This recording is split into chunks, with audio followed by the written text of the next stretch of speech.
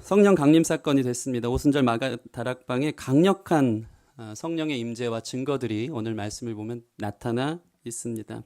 사실 그곳에 모인 사람들은 120명이었습니다. 15절 오늘 읽지 않았지만 15절 말씀 보면 120명이나 라고 나와 있습니다. 근데 사실은 그게 120명이나 모였다, 많이 모였다는 느낌이 있지만 원문을 보면은 120명쯤 된다라는 뜻입니다. 정도라는 의미죠. 당시는 유대 명절이었기 때문에 예루살렘으로 수많은 인파들이 모여 있었습니다. 8만에서 10만이나 넘는 사람들이 디아스포라 유대인이죠. 이들이 오순절날 예루살렘을 순례하기 위해 모였기 때문에 이들에 비하면 120명이 모였다는 것은 아주 적은 인원인 것입니다. 저희가 지금 몇 명 정도 모였죠? 한 70명.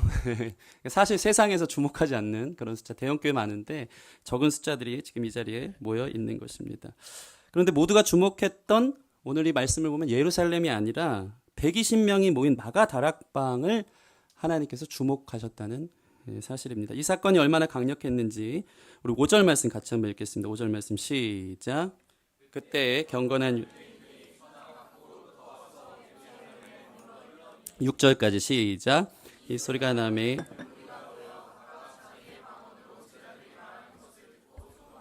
소동하여. 예. 왜 떨리는지 모르겠어요.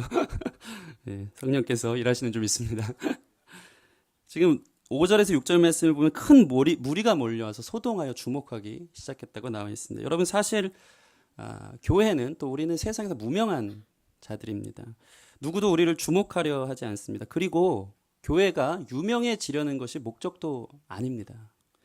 그러나 필요에 따라 주님은 성령의 역사를 통해서 일어나는 교회를 주목하게 하고 그 교회를 유명하게 하실 때가 있습니다. 프로와 아마추어의 차이가 있어요. 프로는 보여지는 거고 아마추어는 보이려고 애쓰는 거예요. 아마추어들 막 이렇게 무슨 오디션 프로 가면은 아마추어는 자기가 뭘 잘하는지 되게 보여주려고 애를 쓰잖아요. 근데 눈에 들어오진 않아요. 프로는 보이려고 애쓰지 않습니다. 그냥 앞에서 자기 무대를 하는데 주목되어지는 거예요. 보여지는 거예요. 이런 의미에서 우리 교회가 신앙적으로 프로가 되는 교회가 되었으면 좋겠습니다. 세상이 주목하는, 소동하는 성령의 강력한 역사가 일어나면 세상이 주목할 수밖에 없는 하나님 보실 때 신앙적 프로에 입문하는 사람들이 되어진다는 것입니다. 우리 교회 안에 성령의 역사가 보여지는 교회가 되기를 주님의 이름으로 축원합니다. 이러한 성령의 충만함을 받기 위해서 주님께서 어떤 일을 행하셨습니까? 우리가 1장에서 계속 나눴는데 모인 무리들을 겸손케 하셨다는 것입니다. 겸손케. 갈릴리 출신, 승천하신 예수님을 본 제자들에게 이 갈릴리 사람들아, 너희 원래 이런 존재 아니었냐? 어부 출신이었고 이렇게 영광스러운 것들을 경험할 수 있는 것이 하나님의 은혜요 선물이지 너희가 자격이 있어서 되는 것이 아니다라고 이 제자들이 교만해진 즉시 천사가 나타나서 갈릴리 사람들아 이야기하는 거예요. 그런 갈릴리 사람이라는 자기 처지를 안 사람이 겸손하게 120명의 성도의 사이에 끼어서 기도의 자리를 찾게 된 것입니다. 항상 하는 얘기지만 이 120명 중에 대다수의 사람은 여인들이었습니다. 그 당시 여인들은 세상에서 천대받고 그들의 이름을 알아주지 않았어요. 사람들이 숫자를 셀 때도 여인들은 수에 들지 않았던 사람들이지만 그 여인들이 예수님의 장례와 모든 절차들을 다 따라다니면서 챙기고 신앙의 삶으로 그들의 삶을 올려드렸을 때 그들은 하나님만이 나의 소망이다 라는 그 겸손한 마음으로 그 자리에 모였고 겸손하게 모인 12제자, 겸손하게 모인 여인들 안에 성령이 강권적으로 역사하셨다는 사실들을 여러분 기억하시기 바랍니다. 그래서 중요한 게 있습니다. 여러분 안에 삶에 우리가 또 수련회 가서 이런 말씀 듣지 않았습니까? 자신들의 철저한 무능함을 깨달아요. 사역의 실패, 하나님 없이 살았던 내 삶의 철저한 무능함들을 깨달으면 우리 마음에 무슨 마음이 생깁니까? 겸손함이 생기는 거예요. 겸손함이 생겨서 기도 외에는 이런 유가 나갈 수가 없구나. 기도가 방법이구나 깨달은 사람들은 어떤 일을 행합니까? 기도하는 거예요. 기도하는 거예요. 저와 여러분이 무엇을 하든지 기도하는 사람이 되었으면 좋겠습니다. 우리의 모임이 겸손한 모임 됐으면 좋겠어요. 겸손한 데가 기도하는 곳이에요. 우리 교회가 기도하는 겸손한 교회가 되었으면 좋겠습니다. 두세 사람이 모였을 때 기도가 익숙한 공동체가 돼야 돼요. 그래서 여러분 뜰 모임 할 때 이게 좀 익숙했으면 좋겠어요. 서로 삼나눔이 익숙하고 막 분위기 이게 만들려는데 익숙한 게 아니고 그래 내가 기도할게. 이게 익숙한 우리의 대화가 되었으면 좋겠습니다. 기도합시다. 기도 제목 뭐예요? 물어보는 게 우리의 익숙한 뜰 모임, 소그룹 모임, 우리의 모든 교회의 모습이기를 소원합니다. 겸손히 기도하는 사람들은 어떤 사람들입니까? 해라 해라 시켜서 하는 게 아니고 기도밖에 답이 없음을 깨달으니까 기도하는 거예요. 기도는 시켜서 하는 게 아니고 내가 내 힘으로 살아봤더니 되는 게 아무것도 없더라. 내가 하나님 영광 위에 살려고 해도 성령 받지 않고는 교회가 될 수 없고 선교가 될 수 없다는 이 사실을 깨닫고 시켜서 하는 게 아니라 기도의 무릎을 꿇을 수밖에 없다고 깨닫는 우리의 교만함이 꺾어진 자들이 바로 성령을 받을 만한 사람들이라는 것입니다. 저는 이 말씀을 이 사도행전 강해를 하면서 거의 3주에 걸쳐서 겸손하라는 말씀을 했고, 이 말씀은 저에게 주시는 말씀이고 또한 여러분에게 주는 말씀인 줄 믿습니다. 겸손해야 성령 받는 거예요. 성령 아니고는 내 삶에 소망이 없고 성령님이 내 삶에 절실히 필요한 사람에게 성령이 임하는 거지, 교만하여서 내 삶에 내가 주인이 돼서 내 마음대로 사는 사람들에게는 하나님이 주실 수 있는 최고의 선물인 성령을 부어줄 수가 없는 것입니다. 여러분이 성령 없어도 살 것처럼 사는 사람이 아니라 오직 예수님 뿐입니다 하고 무릎 꿇는 저와 여러분들이 되었으면 좋겠습니다. 그래서 2절 말씀 보시면 어떤 말씀이 나옵니까? 호련히 하늘로부터 급하고 강한 바람 같은 소리가 있다고 나와 있습니다. 하늘로부터 임했다 그래요. 120명이 모인 가장 낮은 사람들과 하늘로부터 내린 성령의 이 격차를 이야기하는 거예요. 그 낙차. 여러분, 바람이 어디에서 어디로 봅니까? 고기압에서 저기압으로 불거든요. 물도 높은 곳에서 낮은 데로 떨어지는 거예요. 성령, 하늘의 높으신 영광과 그분의 능력과 은혜는 낮은 자에게 임하게 되어 있는 것입니다. 이 격차가 얼마나 큰지 고기압에서 저기압으로 가면 그게 그 기압차가 클수록 허리케인도 일어나고 태풍도 일어나는 거예요. 성령이 하늘로부터 가장 겸손하게 모였던, 아무도 주목하지 않은 그 자리에서 주님밖에 없습니다 하고 모였던 120명의 낮은 마음에 떨어지는 낙차가 얼마나 컸는지 폭풍우와 같은 증상이 일어나는 것입니다. 하늘로부터 급하고 강한 바람 소리가 있어서 강력하게 성령의 역사가 겸손한 사람들 마음 가운데 부어지기 시작한다는 것입니다. 이러한 강력한 역사가 겸손함으로 부르짖는 우리에게 있었으면 좋겠습니다. 이러한 성령의 강력한 마가다락방의 임재는 현상적으로는 사실 이 임재 이후에 나타나는 증상들이 일시적이고 일회적이었어요. 제가 오늘 이 말씀을 좀 나누기를 원하는데, 그러나 그 의미에 있어서는 앞으로 이 성령 시대가 열려지는 이 상황 속에서 성령님이 앞으로 어떻게 일하시기를 원하시는지에 대해서 그 의미에 있어서는 영원히 하나님의 사역의 방식이 이 말씀 가운데 잘 나타나 있습니다. 특별히 1절 말씀 보시면 1절 같이 한번 읽겠습니다. 시작.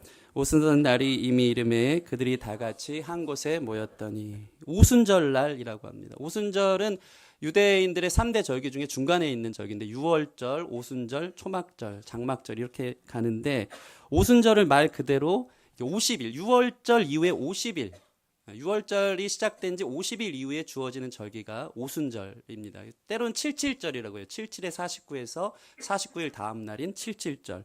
또는 이때를 뭐라고 얘기하면 맥추절이라고 합니다. 보리가 추수하는 시기를 오순절이라고 이야기합니다.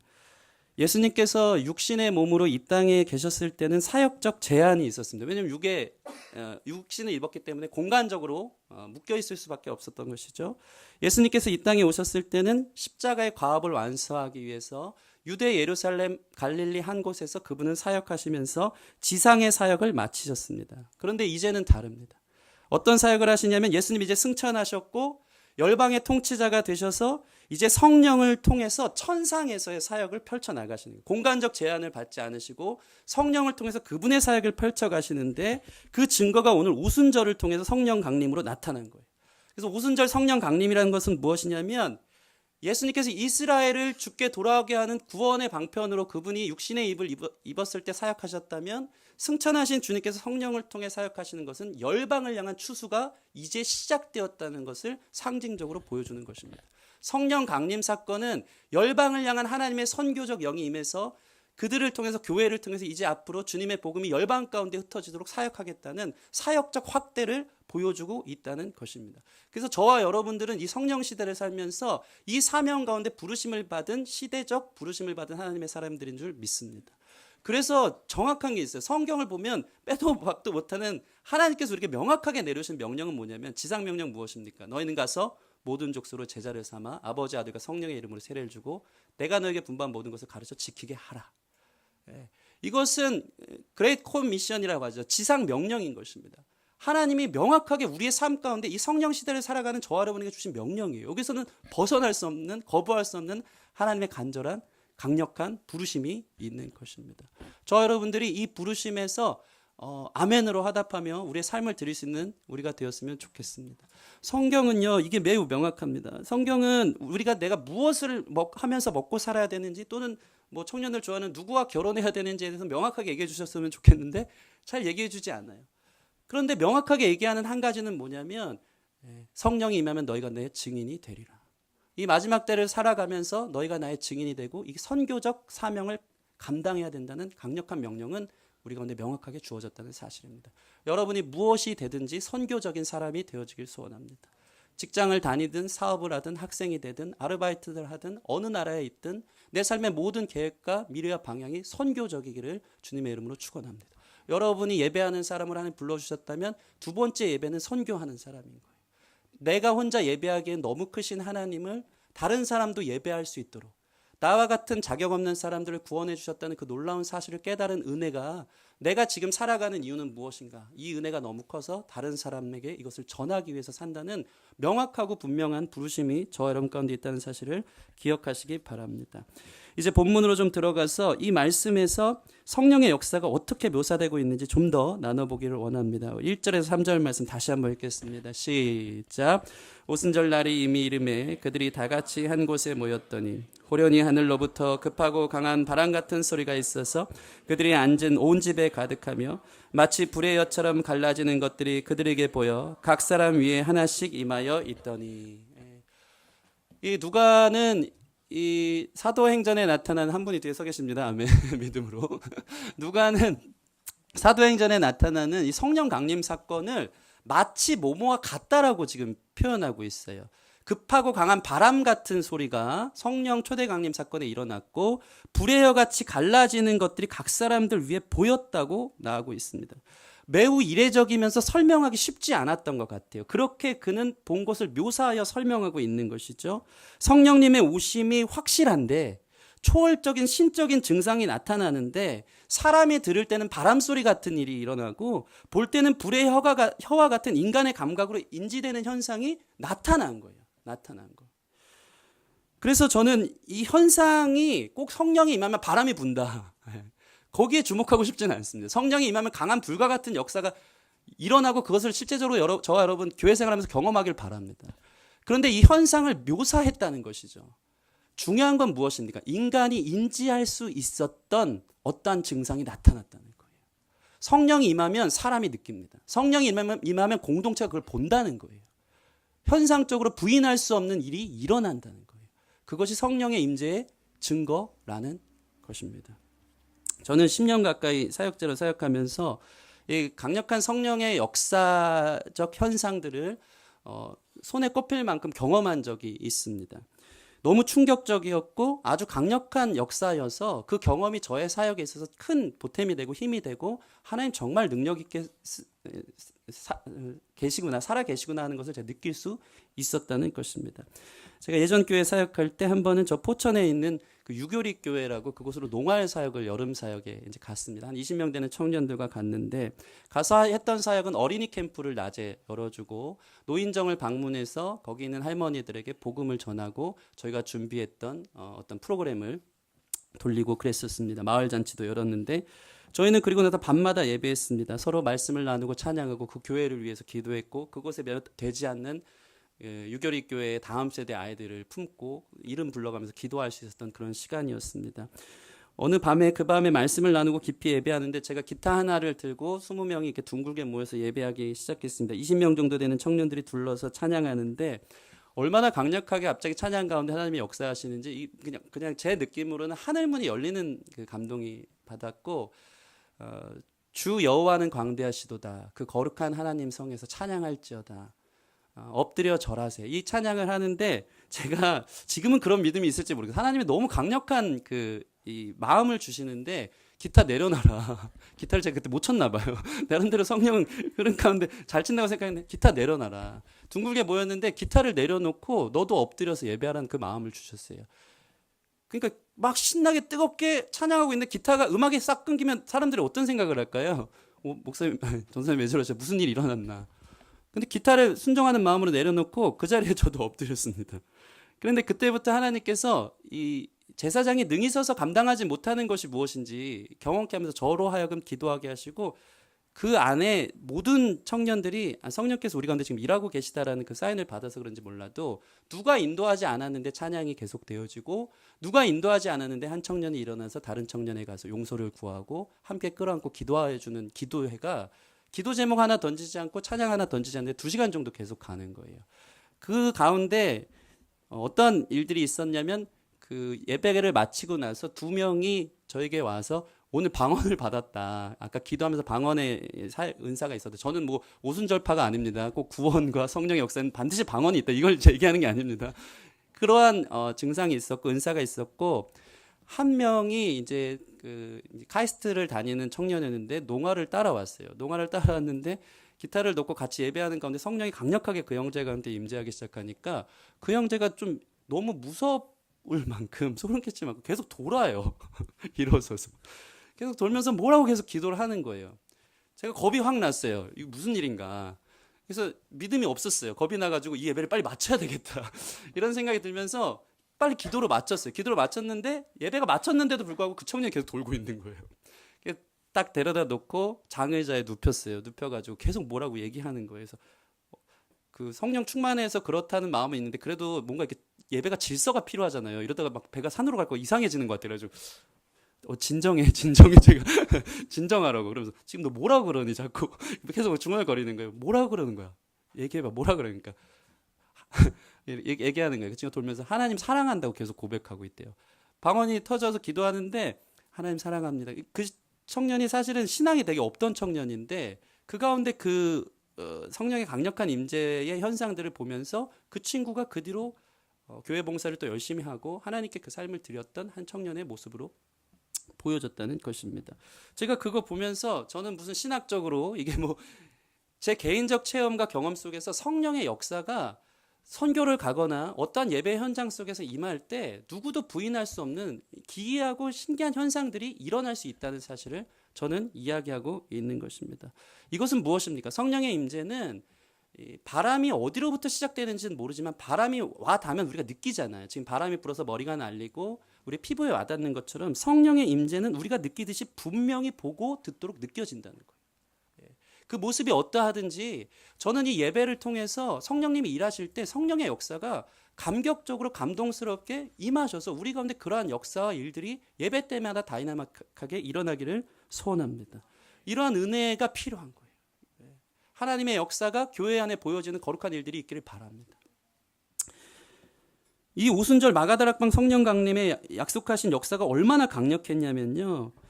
그 사건이 그곳에 모인 다 같이 모인 그들에게 드러나기 시작했고 온 집에 가득하게 각 사람 위에 그런 표현을 계속하고 있어요. 저희가 다 빠짐없이 각기 다른 방언으로 자기들뿐만 아니라 타인들까지도 분명하게 인식할 수 있었던 놀라운 현장이며 충격적인 일로 강림 사건이 일어난 것입니다. 그 현상 속에서 일어난 가장 두드러진 사건이 무엇이냐 우리 4절 말씀인데요. 같이 한번 읽겠습니다. 4절 시작. 그들이 다 성령의 충만함을 받고 성령이 말하게 하심을 따라 다른 언어들로 말하기를 시작하니라. 아멘. 아멘. 그들이 다 성령의 충만함을 받았는데 그 증상은 성령이 그들의 입을 말하게 하셨어요. 말하게 하심을 따라 다른 언어로 말하기 시작했다는 것입니다. 다른 언어라는 것은 성령이 강권하셔서 그들의 말이 달라졌다는 것인데 이것은 무슨 그 고린도 전서에 나오는 12장, 14장에 나오는 방언을 이야기하는 것이 아니에요. 천사의 말, 우리가 알아들을 수 없는 그런 우리가 방언기도 한다 그러잖아요. 그런 방언이 아니고 이 다른 언어는 말 그대로 다른 민족, 다른 나라의 말 그 자체를 이야기합니다. 이 사실을 어디서 알 수 있습니까? 우리 7절에서 8절 말씀 같이 한번 읽겠습니다. 시작. 다 놀라 신기하게 여겨 이르되 보라 이 말하는 사람들이 다 갈릴리 사람이 아니냐 우리가 우리 각 사람이 난 곳 방언으로 듣게 되는 것이 어찌 됨이냐. 어떠한 이건 일시적이라고 했어요. 이 제자들은요. 이때 성령 강림 사건일 때 다른 언어들을 성령의 말하게 하심을 따라 말했는데 그 뒤에는 이 증상이 없었습니다. 얼마나 만약에 진짜 다른 나라 언어를 방언으로 받는다면 얼마나 큰 축복이겠습니까? 제가 항상 기도하는 게 있어요. 하나님 저에게 영어 방언을 주세요.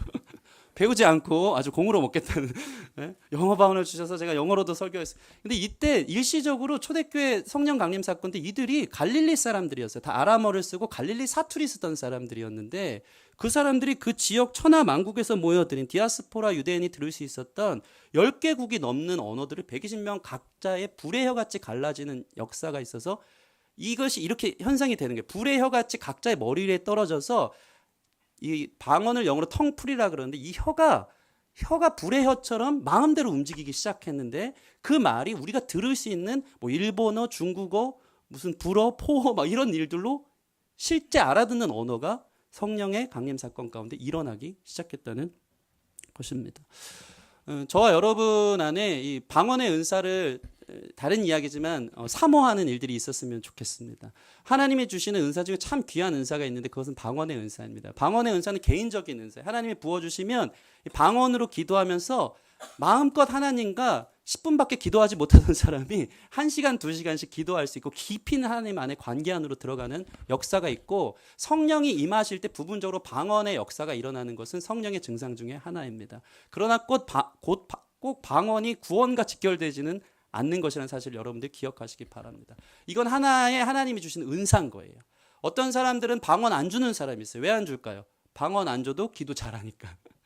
방언하는 사람들은 특별히 통변을 사모하시기 바랍니다. 통변은 뭡니까? 자기가 방언 기도하는 것들이 자기가 무슨 기도를 했는지 그 다음에 이게 번역되어져서 나와요. 그 기도를 하면 내가 생각하지 않았던 선언적이고 선포적이고 예수님의 어떠한 사역에 대한 강력한 그 권위 있는 기도들이 터져 나오는 것인데 여러분은 이런 방언을 사모하는 일이 있기를 바라고 통변을 사모하는 일들이 있기를 바랍니다. 요즘 청년들이 참 이 은사에 별로 관심이 없는 것 같은데 한번 받아보세요. 받으면 좋습니다. 이것을 사모하는 마음으로 여러분들이 있길 바랍니다. 그런데 오늘 이 초대교회 강림 사건에 성령 강림 사건에 일어난 언어는 뭐냐면 그러한 천국의 방언이 아니고 다 들을 수 있는 언어였다는 사실입니다. 실제로 천하 각국에 모였던 모든 사람들이 그들의 언어를 듣기 시작한 것입니다. 저는 이 성령 강림 사건에서 가장 두드러지게 일어나는 이 특징에 대해서 물론 이례적인 사건이었지만 이후에 이들은 계속해서 다른 나라 말을 사용하진 않았지만 이 사건이 매우 상징적이고 특별히 하나님의 강력하게 말씀하시는 이 가운데 사인이 있었다는 것에 주목하면서 오늘 말씀을 나누려고 합니다. 여기까지 서론이었다는 사실을 본론이 저는 짧습니다. 본론이 짧기 때문에 걱정하지 마시고 네, 갑자기 막 방언 터지는 줄 알았어요. 여러분들 네, 깜짝 놀랐습니다. 그것은 무엇이냐면 오늘 이 성령 충만한 현상 속에 나타난 이 다른 언어에 주목하고 싶은데 이 현상은 이 다른 언어로서 어떤 의미로 나타나는지에 대해서 함께 나눠보기를 원합니다. 첫째로 이 다른 언어라는 것은 무엇이냐면 겸손함의 언어입니다. 왜 그렇습니까? 여러분 사실 온 세상을 하나님께서 지으셨을 때 언어가 여러 개였습니까? 하나였습니까? 예, 어렸을 때부터 교회 다니시는 분은 다 아는 사실일 것입니다. 지상에는 땅의 언어는 딱 한 가지였어요. 한 가지였어요. 근데 이 언어가 언제 나누어졌죠? 바벨탑. 교육을 잘 받으셨네요. 창세기 11장 바벨탑 사건이 나타나는데 창세기 11장은 정확하게 이렇게 이야기하고 있습니다. 온 땅의 언어가 하나여 말이 하나였더라. 11장 1절에 이렇게 시작해요. 그런데 그들이 그 언어로 같은 말을 하면서 같이 하나가 돼서 하나님을 대적하기 시작한 거예요. 어떤 일이 벌어지냐면 바벨탑을 지어서 그들이 우리의 이름을 내자고 했어요. 이 벽돌을 짓는 이 문명의 발달이 그 가운데 있었던 거예요. 지금으로 따지자면은 이건 대단한 발견이었던 거예요. 지금 뭐 벽돌 하나 만드는 건 일도 아니지만 그 당시에서는 이 과학적으로 이러한 벽돌을 우리가 규모 있게 만들 수 있었다는 것이 하나님을 대적할 수 있을 만한 기술이 됐다고 그들이 생각한 것 같습니다. 그래서 그들은 자신의 이름을 내기 위해서 벽돌로 탑을 쌓은 거예요. 그러면서 하나님을 높이지 않고 자신들의 이름을 냅니다. 하늘 높은 줄 모르고 계속해서 쌓아 올라간 것은 하늘에 닿으려는 자신들이 하나님이 되려고 했던 교만의 모습인 것입니다. 특별히 그들은 흩어짐을 면하자고 했어요. 사실 주님께서는 하나님께서는 생육하고 번성하여 땅에 충만하라. 땅에 흩어져서 번성하라고 말씀했는데 이들의 삶의 모습은 뭐냐면 자기 이름 내는 게 중요했고 흩어짐을 면하자. 자기 세계관, 자기 삶이 중요한 거예요. 그저 우리가 잘 먹고 잘 살고 우리가 가장 중요하다. 라는 그 이기심 속에서 하나님의 명령을 뒷전으로 밀어둔 채 그냥 그렇게 자기들의 탑, 자기들의 이름을 내는 자기 세계에 갇혀진 사람들로 살았던 것입니다. 이러한 교만을 보시면서 하나님께서는 그들의 언어를 바벨탑 사건 속에서 내려오셔서 보시면서 그것을 흩으셨어요. 언어를 혼잡하게 하고 서로 알아듣지 못하도록 만들어 놓으셔서 바벨탑이 더 이상 지어지지 않도록 한 것입니다. 그런데 오늘 어떤 일이 벌어집니까? 이 초대 강림 사건, 성령 강림 사건이 있을 때 어떤 일이 벌어지냐면 각 사람이 난 곳에서 모여들인 이 마가다락방에서 수많은 사람들이 들을 수 있는 언어가 터진 거예요. 언어가 단절됐어요. 교만으로 인해서 바벨탑 사건을 해서 언어가 단절되었는데 성령 강림 사건을 통해서 모든 사람들이 들을 수 있는 언어가 다시 트이기 시작한 것입니다. 교만하여 흩어진 언어가 겸손한 사람들의 모임을 통해 하나가 되게 한 거예요. 가만히 보면 여러분 교만한 사람들은 잘 못 듣더라고요. 이게 무슨 소리입니까? 말씀도 잘 들리지 않고 교만한 사람들은 자기의 지적인 만족을 위해서 이 교만을 쓰는 거예요. 그래서 교만한 사람들은 말씀을 들어도 자기 만족으로 쓰지 그게 겸손함으로 자기 마음으로 내려오지는 않는 것 같습니다. 그리고 교만한 사람들끼리는 절대 하나가 되지 못하더라고요. 자기 얘기하느라 바빠요. 교만한 사람들은 자기의 방식, 자기가 이런 식으로 해왔으니까 이게 옳다라는 얘기를 하지 다른 사람들과 언어가 소통되지 않아요. 듣지 못한다는 것입니다. 그런데 반대로 겸손한 사람은 어떻습니까? 겸손한 사람은 잘 듣습니다. 겸손한 사람이 있는 곳에 하나됨이 있더라고요. 자신을 중심으로 뭉치지 않고 높으신 하나님을 중심으로 겸손한 사람들은 뭉쳐서 자기들의 이야기가 아닌 다른 사람들의 이야기를 들어가면서 하나가 되어진다는 것입니다. 그래서 성령이 임할 때 각자 다른 얘기를 하는 것이 아니고 겸손함으로 모여진 사람들 안에 하나 되는 역사가 있는 것입니다. 그래서 다른 언어들이라는 의미는 뭐냐면 모든 사람들이 들을 수 있는 겸손으로 하나 되는 언어가 그 가운데 시작됐다는 것을 말하는 것입니다. 여러분 한국 교회가 너무 교만했고 복음을 전하는 데 있어서 너무 고자세고 고압적이어서 어떻게 보면 단절된 세상과 단절된 전도의 문이 막혀버린 모습들을 볼 때가 참 많이 있습니다.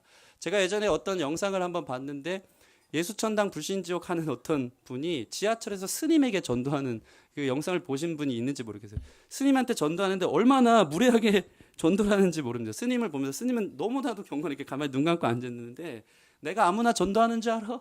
당신이 불쌍해서 전도하는 거야 하면서 예수 믿으라고 스님한테 전하는 거예요. 여러분 그것을 본 많은 사람들이 전도의 문이 그게 열린 것입니까? 닫힌 것입니까? 전도의 문을 닫히는 일이 된 거예요. 그 언어는 오히려 전도의 문을 닫히고 그 사람에 대해서 오히려 예수님, 스님이지만 예수님에서 잘못된 복음을 보여주는 어떠한 모습이었던 것입니다. 그러나 성령이 임한 선교의 역사는 전혀 다릅니다. 선교는 복음을 막는 이 언어를 뚫어내는 모든 이들이 하나 되게 하는 다 들리게 하는 하나의 언어였다는 것입니다. 겸손함만이 다른 누구와와 하나가 되게 하는 다른 언어가 되는 것입니다. 두 번째는 바로 이 언어는 바로 희생의 언어였습니다. 여러분 참 신기한 것은요. 성령 충만함에 이끌린 다른 언어들이 하나가 되게 하는 것이 말이 하나가 됐다는 게 아니고 다른 사람이 들을 수 있는 말을 120명이 했다는 거예요. 그것은 일시적이라고 했습니다. 계속 그들이 다른 나라 방언을 사용할 수 있었다면 참 좋았을 텐데 하나님은 그걸 일시적으로 보여준 거예요. 이것은 무엇을 말하고 있습니까? 이것은 상징을 말하는 거예요. 우리가 사는 성령 시대에는 우리는 성령님이 일하는 방식을 쫓아 순종해야 하는데 저는 그것을 희생이라고 생각하는 것입니다. 왜 그렇습니까? 여러분 기독교는 매직이 아닙니다. 성경은 마법이 아닙니다. 예수님께서 사람들의 죄값을 치르기 위해 마술을 부리셔서 전능하신 하나님이 희생의 십자가를 지고 그것을 해결하셨지 그냥 그분의 방법대로 복음을 해결한 것이 아닙니다. 죄의 값으로 온몸을 다 치르신 헌신으로 그들을 하나가 되게 한 것입니다. 인간이 지은 죄를 해결하기 위해 하나님께서는 당신의 전능함으로 죄를 없다 할 수 있었겠지만 하나님은 그 죄의 값을 고스란히 예수님을 통해 치르게 하셔서 그분의 희생과 헌신으로 죄에서 우리를 구원해 내신 것입니다. 마찬가지입니다. 죄가 인간의 언어를 갈라놓았죠. 그런데 성령님이 오시면 인간의 언어가 원상태로 돌아간 것이 아니고 성령의 역사가 마술처럼 그렇게 된 것이 아니고 그들이 들을 수 있는 언어가 그들을 향한 맞춤으로 성령의 사람들에게 터져 나오게 한 것입니다. 제가 오늘 설교를 너무 어렵게 하는 것 같고 여러분들이 좋은 것 같아서 어저께 제가 준비하면서 참 많은 은혜를 받았는데 쉽지가 않은 시간인 것 같습니다. 중요한 게 이거예요. 오늘날 성령께서 역사하셔서 아까 이야기한 것처럼 다른 나라 방언을 내가 할 수 있다면 얼마나 좋겠습니까? 근데 하나님은 그런 방법을 쓰지 않으세요. 복음이 매직이 아니에요. 어떻게 말씀하시냐면 다른 나라 방언을 달라고 기도하면 주지 않고요. 성령님께서는 다른 나라 언어를 준비할 수 있는 지혜와 헌신의 마음을 부어 주신다는 것입니다. 예수님이 친히 오셔서 인간의 죄의 값을 희생과 헌신으로 치러내신 것처럼 우리는 다른 언어들로 그들이 들을 수 있는 헌신을 해야 한다는 것입니다. 자꾸 돌려 말하니까 안 하다는데 여러분 언어 공부하라는 것입니다. 쉽지 않네요. 네. 이번에 우리 교회가 6개국의 선교를 가는데 제가 일본 선교를 지금 3년째 가는데 일본어 잘할까요 못할까요? 이게 저한테 주시는 말씀이었어요. 일본어를 너무 못하다 보니까 12월 달에도 선교를 갔는데 그들과 소통이 안 되는 거예요. 그냥 형식적으로 인사만 하고 그냥 인사하고 내 사역을 하고 왔을 뿐이지 그들을 위해서 진심으로 기도하고 그들의 삶을 품고 영혼 대 영혼으로 대화하는 것이 완전히 단절되어졌더라고요. 그때 제가 크게 깨달은 것이 있어요. 성령 충만한 사람은 그곳에 가서 하나님이 죄를 보십시오. 죄로 인해서 언어가 단절되어서 우리가 이렇게 관계가 끊어져 버린 것에 대해서 회개 기도를 하는 사람이 성령 충만한 사람이 아니고 진짜 성령 충만한 사람은 죄의 결과로 인해서 단절된 언어를 뚫어내기 위한 희생과 헌신을 가지고 언어를 준비해서 그들과 다른 언어로 소통할 수 있는 성실함, 지혜, 그런 사람이 바로 성령 충만함의 증상으로 나타난 사람들의 모습인 줄 믿습니다. 여러분들이 선교 준비할 때 언어 준비 잘했으면 좋겠습니다. 이게 보고 읽는 사람의 수준이 있었다면 가서 마음껏 대화할 수 있는 수준까지는 아니어도 외워서 갈 수 있는 수준이 됐으면 좋겠고, 특별히 다른 나라 언어를 잘하는 분은 가서 자기 삶 간증 정도도 할 수 있고 심지어는 설교까지 할 수 있는 준비가 이번 선교를 통해서 일어나기를 소원합니다. 말 못하는 사람은 그러한 준비들을 가지고 성실한 준비들로 하나님 앞에 나아갔으면 좋겠습니다. 여러분, 역사 속에 수많은 선교는 선교사님들이 그 땅을 직접 품고 그들의 언어와 문화와 관심을 가지고 헌신함으로 나갔기 때문에 그 땅의 문이 열렸다는 사실을 여러분 기억하시기 바랍니다. 지구상의 수많은 민족들이 여러분 어떻게 복음 들었습니까? 성령이 매직으로 마법으로 했습니까? 아닙니다. 헌신자들이 자신들의 삶을 쪼개고 노력하여서 성경을 번역하는 일들을 통해서 각 나라마다 성경이 번역되어져서 성령의 놀라운 역사와 복음이 들어간 것입니다. 성령 충만한 사람은 이렇게 자기의 삶을 헌신하여 불태우는 사람이라는 것이 다른 나라 언어로 들려줄 수 있는 오늘날 성령 시대를 사는 사람들의 성실함의 준비라는 것입니다. 여러분, 우리가 이 성경이 모든 민족으로 번역되기까지 수치를 잘 셉니다. 그래서 지금 보니까 6% 정도의 민족만 남았대요. 이게 성경이 다 복음이 번안되게, 다른 나라 언어로 번안되는 게. 이러고 있을 때, 야, 이것은 하나님이 행하신 기적입니다 라고 우리가 얘기하고 있을 때 어떤 일이 있었냐면요, 사실은 보이지 않게 자신들의 삶을 들여서 성경 번안을 했던 성령 충만한 헌신자들이 있었던 것입니다. 죄는 모든 것을 흐트러 놓았지만 은혜는 흐트러 놓은 모든 상황을 헌신과 희생으로 극복해내는 것입니다. 저와 여러분의 삶을 헌신과 희생으로 주님의 복음을 전하는데 드릴 수 있는 저와 여러분들이 되었으면 좋겠습니다. 세 번째 다른 언어, 마지막 언어인데 그것은 바로 사랑입니다.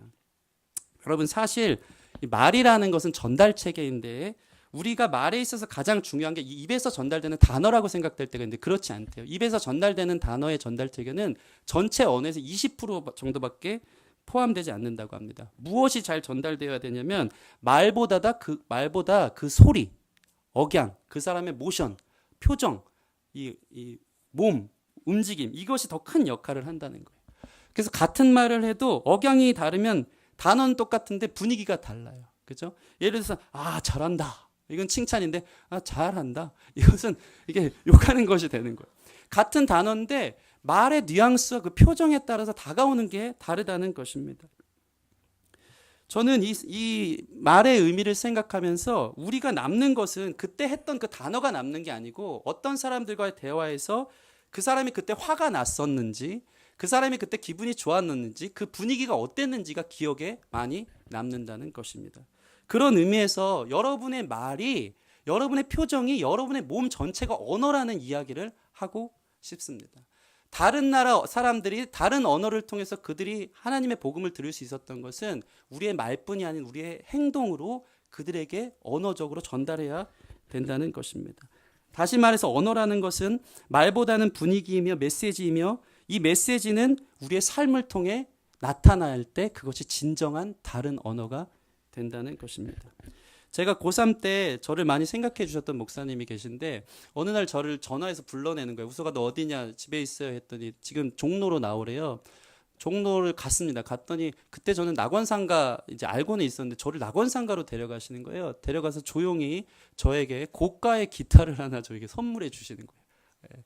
제가 상상도 하지 못했던 그런 그 당시 저는 세고비아 3만 원짜리 기타를 쓰고 있었는데 어쿠스틱 기타를 그냥 선물해 주면서 너 이거 가져 너 써라고 목사님이 주시는 거예요. 근데 저는 목사님이 준 그 기타를 받았을 때 목사님이 다른 말 하지 않았지만 다른 언어가 들리는 거예요. 이 기타를 받으면서 제 안에 들었던 마음은 뭐냐면 너 예배 인도 잘하고 하나님 기뻐하시는 예배 인도자의 삶을 살아. 이 기타로 사역 잘해라라는 다른 언어로 들리기 시작했다는 것입니다.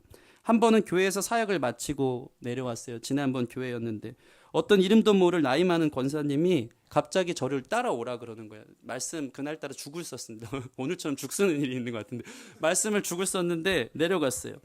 근데 그 할머니가 이러신 거예요. 할머니 권사님이 시골에서 농사 지은 거라고 하면서 저한테 호박을 주시는 거예요. 호박 죽 써먹으라고 주신 거예요. 설교 죽 써 그건 아닌데 호박을 주시는데 그게 저한테 다른 메시지로 다가오는 거예요. 어떤 메시지로 다가오냐면 수고했다. 그런 저에게 격려와 사랑의 메시지로 그분은 아무 말을 하지 않는데 그 호박 하나가 저에게 격려와 사랑의 메시지로 다가왔다는 것입니다. 언어는 이런 것이에요. 요즘은 저희 선교팀장님이신 준호 형님 오늘은 지금 안 계신 것 같은데 준호 형님 보면서 많은 힘을 받습니다. 말씀만 마치고 내려오면 정말 진심인 것 같아요. 제 손을 꼭 잡으면서 목사님 오늘 말씀 통해 은혜 많이 받았습니다 하는 거예요. 그럼 그 말은 그 말대로 들리지만 제 안에는 하나님이 사역 잘하라고 격려하시는구나 라는 하나님의 음성으로 들리기 시작했다는 것입니다. 여러분이 수련회 때 고기 먹을 때 먹었던 그 가리비가 사실은 또 하나의 언어였던 거예요. 제가 이렇게 섬깁니다. 여러분 기쁜 마음으로 그 언어를 받으셨죠. 가리비 먹으면서 우리를 향해 수고하시는구나 말씀하시는 걸로 들을 수 있다는 것입니다. 여러분 제가 하는 신자들이 할 수 있는 다른 언어는 무엇입니까? 바로 사랑이라는 것입니다. 자기 중심적인 자기밖에 모르는 세상에서 성령 충만한 사람은 다른 언어를 말할 줄 알아야 돼요. 그것은 무엇입니까? 바로 사랑의 언어입니다. 세상 사람들은 다 자기 중심적인 이야기를 하지만 성령 충만한 사람은 오리를 가라 하면 십리를 갈 수 있고 왼뺨을 맞으면 오른뺨을 돌려낼 수 있어야 되고 속옷을 달라면 겉옷까지 내어줄 수 있는 그 자세가 바로 이 세상에서는 찾아볼 수 없는 사랑의 언어, 다른 언어라는 것입니다. 오늘 성령의 충만함을 받고 성령이 말하게 하심을 따라 다른 언어로 말한 120명 성도들의 결과가 무엇이었습니까? 말씀을 마치는데 우리 11절 말씀 같이 한번 읽겠습니다. 11절 시작. 그레데인과 아라바인들이야 우리가 다 우리의 각 언어로 말함을 듣는도다 하고 아멘. 우리 옆 사람 보면서 당신이 하나님의 큰 일을 말하기를 원합니다. 아멘. 여러분이 하나님의 큰 일을 말하는 저 여러분들이 되었으면 좋겠습니다. 어떻게 하나님의 큰 일을 말할 수 있을까요? 겸손한 사람이 다른 사람이 들을 수 있는 하나님의 큰 일을 말하는 사람이 됩니다. 우리의 삶을 쪼개어 준비하는 헌신적인 사람이 하나님의 큰 일을 말할 수 있는 사람이 되는 줄 믿습니다. 우리 말이 아닌 우리의 삶이 사랑이어서 모든 사람들이 우리가 하나님이 누구인지를 알 수 있는 그 사랑의 다른 언어로 전하는 사람이 성령 충만한 사람의 모습인 줄 믿습니다.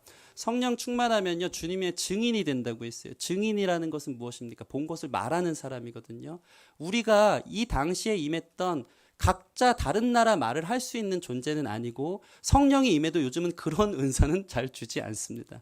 그러나 성령이 원하시는 방향은 뚫어낼 수 없는 단절된 그곳에 하나님의 큰 일을 말할 수 있는 다른 언어를 우리들에게 주었다는 것입니다. 그것은 무엇입니까? 겸손과 헌신과 사랑의 언어인 줄 믿습니다. 말은 다 할 수 없을지 모르겠지만 우리가 표면적으로 하는 말은 다 할 수 없을지 모르겠지만 우리의 선교와 우리의 삶이 그런 방향으로 될 때 모든 사람들이 하나님의 큰 일을 듣게 되는 성령의 충만함의 다른 언어가 무엇인지를 경험하게 되는 저와 여러분이 될 줄 주님의 이름으로 축원합니다.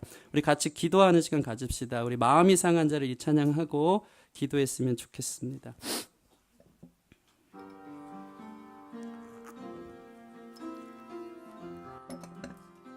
마음이 상한 자를 마음이 상한 자를 고치시는 주님, 하늘의 아버지 날 주관하소서. 주의 길로 인도하사 자유케 하소서. 새 일을 행하사 부흥케 하소서. 의에 줄이고 의에 줄이고 목이 마르니 성령의 기름 부소서.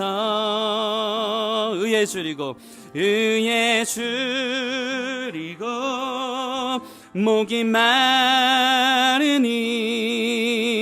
내 잔을 채워 주소서. 성령으로 채우사 성령으로 채우사 주보게 하소서.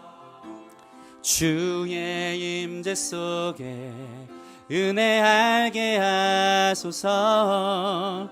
주 뜻대로 살아가리 세상 끝날까지.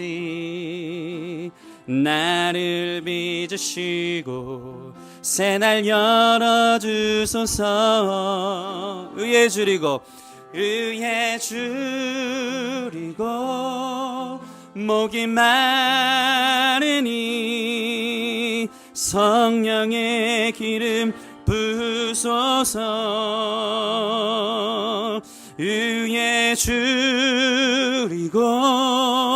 목이 마르니 내 잔을 채워 주소서. 의에 줄이고 목이 마르니 의에 줄이고 목이 마르니 성령의 기름 부소서.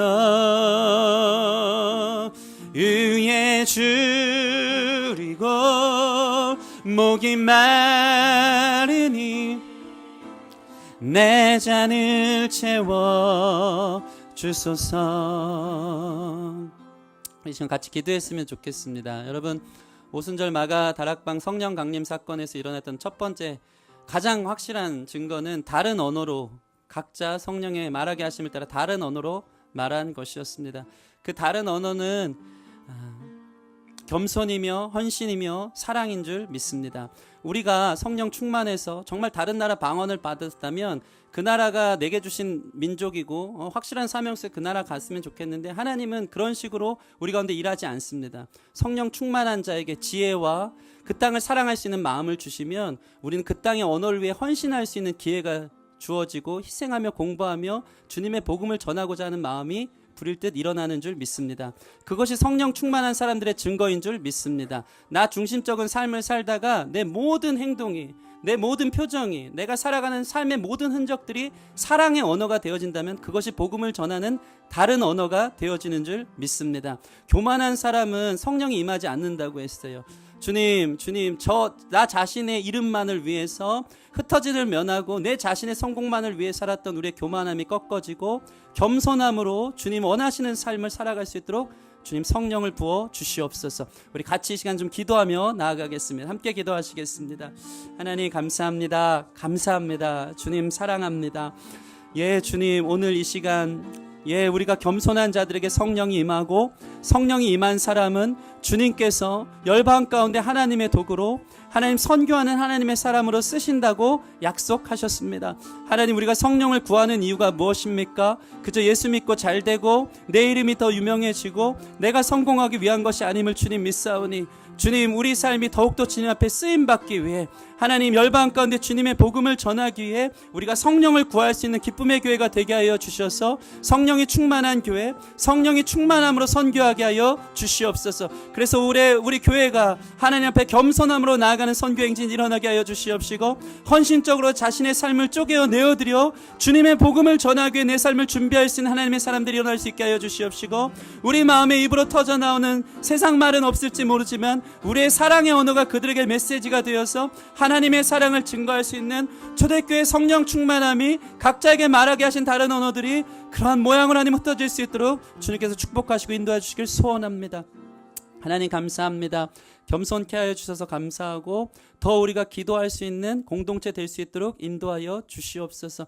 우리가 말로 하는 것 아니고 우리의 행함이, 우리의 표정이, 우리의 손짓이, 우리의 삶이 언어인 줄 믿사오니 성령 충만함이 방언의 증상으로 나오는 것 아니고 우리의 삶의 열매로 나타날 수 있도록 인도하여 주시옵소서. 우리의 삶이 하나님의 큰 일을 말하는 증거가 되어질 때 그것이 성령 충만한 신자의 모습인 줄 믿사오니 주님, 우리가 그렇게 성령 충만함 받는 모든 지체들 성도들 될 수 있도록 축복하여 주시옵소서. 이 일을 위해서 날마다 겸손하게 하시고 특별히 우리 교회가 올해 선교를 앞두고 주님 기도하며 준비 중에 있는데 하나님 언어 준비 또 잘하고 갔으면 좋겠습니다. 우리에게 주어진 시간들 속에서 헌신할 마음을 부어주시고 나라를 품게 하셨다면 아버지 그저 기도만 하는 사람 되지 않게 하여 주시옵시고 주신 나라를 품고 기도하며 헌신과 희생으로 준비하여서 그들에게 다가갈 수 있는 마음의 준비, 실력적 준비를 하고 갈 수 있는 우리 성숙한 기쁨의 교회가 될 수 있도록 인도하여 주시옵소서. 이러한 성령 충만함을 통하여서 우리 교회가